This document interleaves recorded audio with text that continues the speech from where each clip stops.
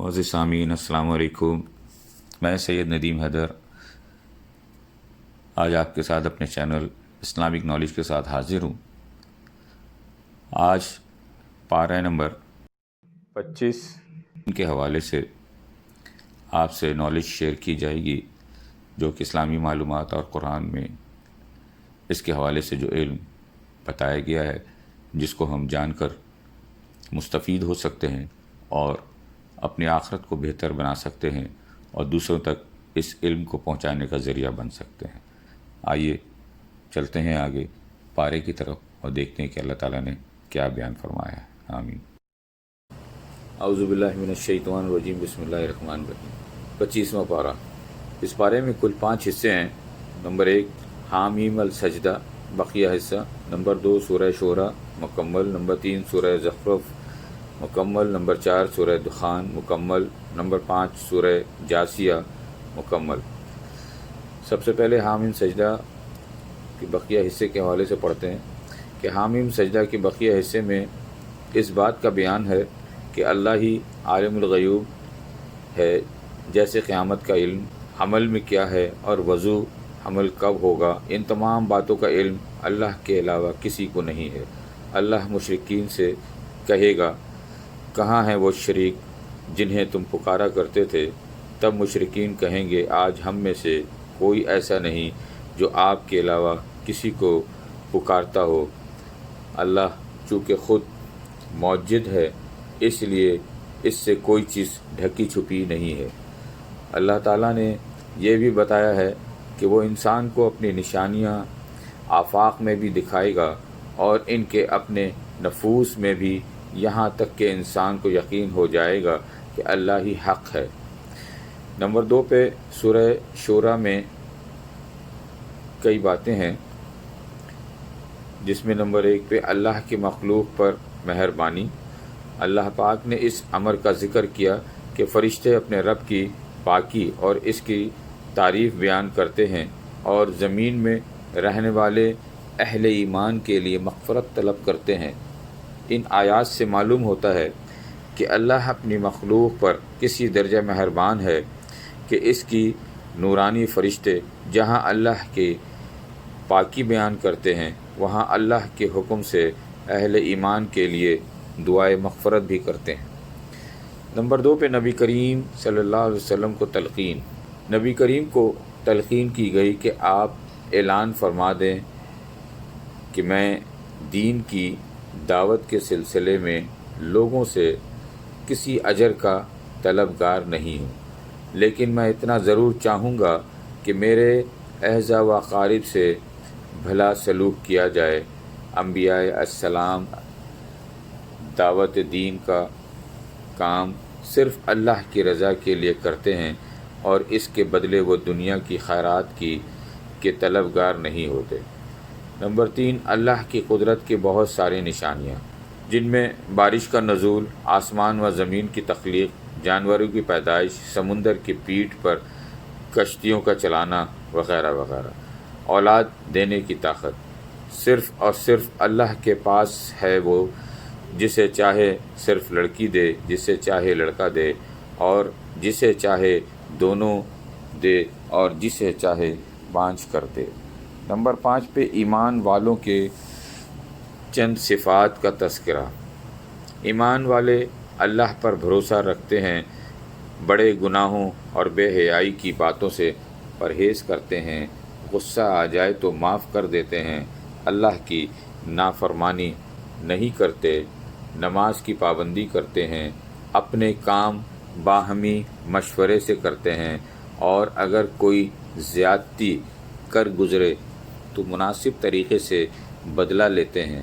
اللہ نے یہ بھی فرمایا ہے کہ انسان کو زندگی میں جتنی بھی مصیبتیں آتی ہیں، ان کا بنیادی سبب انسان کے اپنے گناہ ہوتے ہیں، اور اللہ پاک بہت سی گناہوں کو نظر انداز بھی فرما دیتے ہیں۔ نمبر 3 پہ سورہ زخرف میں بھی کئی باتوں کا بیان ہے۔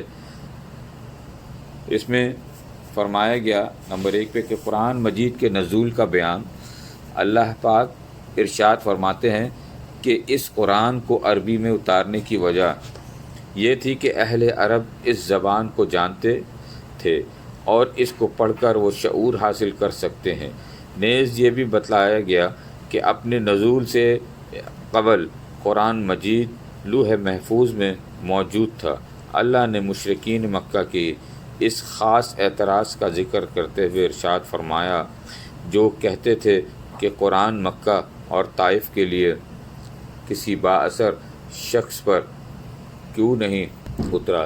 اللہ تعالیٰ نے فرمایا، کیا میری رحمت کو تقسیم کرنا ان کے اختیار میں ہے؟ جب میں چاہتا ہوں اور جہاں چاہتا ہوں اپنی رحمت کو اتار دیتا ہوں۔ نمبر 2 پہ بیٹی کی پیدائش باعث رحمت۔ یہ صورت زمانہ جاہلیت کی ایک مکروہ سوچ کا تذکرہ کر کے اس کی مذمت کرتی ہے کہ بعض عرب بیٹی کی پیدائش کو معیوب سمجھتے تھے اور جس کی بیٹی پیدا ہوتی وہ منہ چھپاتا پھرتا تھا، اور کچھ تو بیٹی کو زندہ درگور کر دیتے تھے، چنانچہ اس سے منع فرمایا گیا۔ نمبر 3 پہ حضرت عیسیٰ قیامت کی نشانی۔ اس سورہ میں اللہ پاک نے اس امر کا بھی ذکر کیا کہ عیسیٰ اللہ کے بندے تھے جن پر اللہ نے اپنا انعام کیا تھا اور ان کو بنی اسرائیل کے لیے اپنی نشانی بنایا تھا۔ کہ عیسیٰ قیامت کی ایک نشانی ہے۔ سورہ کے آخر میں پیغمبر علیہ السلام کو تعلیم دی گئی کہ جب جاہل بحث کرے تو ان سے جدا ہو جاؤ اور ان کو سلام کہیں۔ نمبر 4 پہ سورہ دخان میں ان باتوں کا تذکرہ ہے جن میں نمبر 1 پہ شب قدر کا ذکر۔ سورہ دخان میں ارشاد ہے کہ قرآن مجید کو برکت والی رات میں نازل فرمایا گیا۔ اس میں تمام مضبوط امر کا فیصلہ ہوتا ہے۔ موسیٰ علیہ السلام اور فرعون کا واقعہ۔ سورہ دخان میں قوم فرعون کا ذکر ہے کہ اللہ نے قوم فرعون کو آزمائش میں ڈالا اور ان کے پاس ایک عزت والے رسول یعنی موسیٰ آئے جنہوں نے ان سے کہا کہ تم اللہ کے بندوں کو میرے حوالے کر دو، میں بے شک تمہارے لیے اللہ کا امانت دار پیغمبر ہوں، اور اللہ کے حکم سے سرکشی اختیار نہ کرو، بے شک میں تمہارے پاس ایک واضح دلیل لے کر آیا ہوں۔ فرعون نے انہیں جھٹلایا، جس کے بعد حضرت موسیٰ علیہ السلام کے حکم سے اپنے آدمیوں کو لے کر سمندر میں اللہ کے بنائے ہوئے راستے سے لے کر نکل گئے۔ نمبر 3 پہ جنتیوں اور جہنمیوں کا بیان۔ آخر میں کفار اور مومنین کے انجام کا ذکر کیا گیا۔ کافروں کو زخم کھانے کو دیا جائے گا جو پگھلے ہوئے تانبے کی طرح پیٹ کو جلائے گا، اور ان کے سر پر بھی عذاب کا کھولتا ہوا پانی ڈالا جائے گا، جبکہ مومنین امن کی جگہ ہوں گے، باریک ریشم پہنے ہوئے اور اونچی جگہ پر براجمان ایک دوسرے سے باتیں کرتے ہوں گے۔ نمبر 5 پہ سورہ جاسیہ میں بھی بہت سی باتیں ہیں، اللہ کی نشانیوں کا تذکرہ ہے۔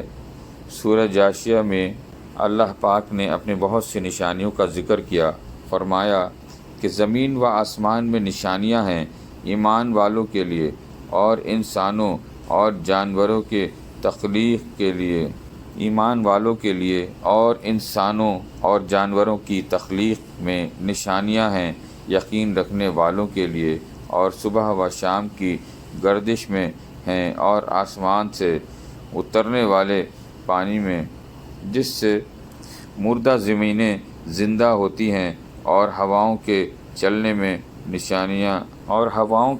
میں نشانیاں ہیں عقل والوں کے لیے۔